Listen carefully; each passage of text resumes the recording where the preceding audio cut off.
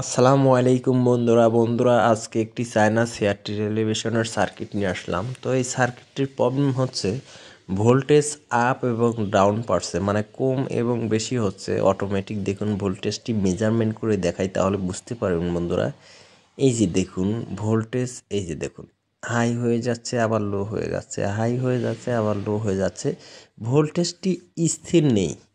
তো কেন নেই এটা চারটা কারণে হতে পারে বন্ধুরা, পাওয়ার সাইডে যদি হয়ে থাকে।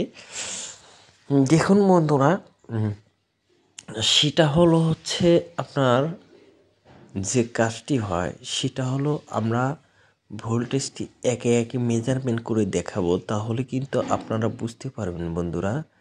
এই দেখুন আমরা প্লেব্যাক কানেকশনটি ডিসকানেক্ট করে নিলাম, দেখুন ডিসকানেক্ট করে নিয়েছি, তারপরেও কিন্তু একই অবস্থা, কোনো ধরনের কোনো পরিবর্তন কিন্তু পেলাম না। তো আমাদের যে কাজগুলো থাকবে সেটা হচ্ছে, দেখুন আমরা পাওয়ার সাইডটা আগে দেখব, কেননা পাওয়ার সাইডের রেজিস্ট্যান্স মান কম বেশি হলে এবং ডায়োডের মান কম বেশি হলে কিন্তু এরকম হতে পারে বন্ধুরা। দেখুন আমরা কিন্তু আগে 10-15 ট্রানজিস্টরটি মেপে নিলাম, এখন নেব হচ্ছে 3807। এই যে 3807 কিন্তু দেখুন এইটি কিন্তু শর্ট দেখাচ্ছে বন্ধুরা এক সাইড। তো আমরা একটা ওপেন করে নেব, দেখুন ওপেন করে নেওয়ার পরে আমরা দেখব। তো আমরা দুইটাই ওপেন করে নিলাম, দেখুন বন্ধুরা ওপেন করে নেওয়ার পরে কিন্তু আমরা মেপে দেখব আসলে কি অবস্থানে আছে বন্ধুরা। মেপে দেখলাম, দেখুন এটা কিন্তু অনেক হাই দেখাচ্ছে বন্ধুরা। এই যে এটা ঠিক আছে, কিন্তু এইটা কিন্তু অনেক হাই দেখাচ্ছে, ভালো করে যা দেখছি। এই যে দেখুন দুই সাইডেই কিন্তু মাপ দেখাচ্ছে বন্ধুরা, এই যে দেখুন হাই দেখাচ্ছে। তো আমি এটি খুলে নেব বন্ধুরা, এটা খুলে না নিলে সম্ভব না, তারপরও আর একটা বার মেপে দেখব কি অবস্থা। এই যে এটা হাই দেখাচ্ছে, এটাও হাই দেখাচ্ছে, কেন এক এক সময় এক এক রকমের মাপ কেন দেখাচ্ছে। তো আমরা এটি খুলে তারপরে মেপে দেখব, তাহলে আমরা শিওর হব। তো বন্ধুরা দেখুন আমরা কিন্তু ট্রানজিস্টরটি খুলে নিচ্ছি, দেখুন এই সমস্যার জন্য অনেকেই বিপদে পড়েন।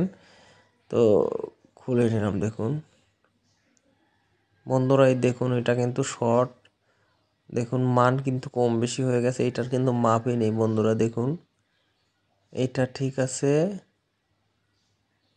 এটার কিন্তু মাপই নেই বন্ধুরা। দেখুন কিন্তু ওখানে কিন্তু মাপ দেখালো বন্ধুরা, দেখুন এখানে কিন্তু মাপ নেই।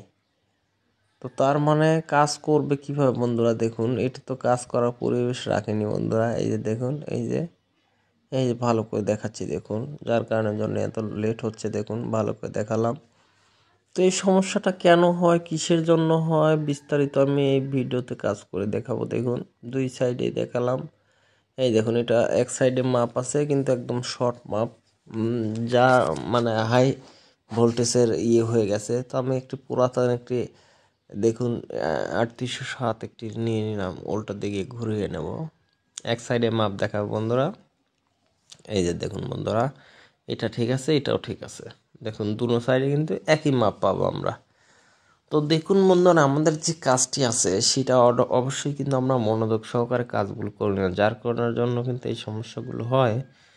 তো আমরা কাজটি করব, দেখুন এখন সার্কিটটি ঝালাই দিয়ে নেব। তো আমার এই ভিডিওটি ভালো লাগলে চ্যানেলটি সাবস্ক্রাইব করে সাথে থাকবেন নতুন নতুন ভিডিও পাওয়ার জন্য। একই সমস্যার জন্য কিন্তু বিভিন্ন ধরনের প্রবলেম ফেস করতে হয়, আপনারা অনেকেই জানেন অনেকেই জানেন না বন্ধুরা। তো এইটার সমস্যা হলে আর কি কি সমস্যা হতে পারে সেটা আমরা এটার পরে কিন্তু রেজাল্ট পাবো। আর এখানে কিন্তু বলার কিছু নেই, আমরা ঝালাইটি দেখুন দিয়ে নিচ্ছি বন্ধুরা, ঝালাইটি শেষ।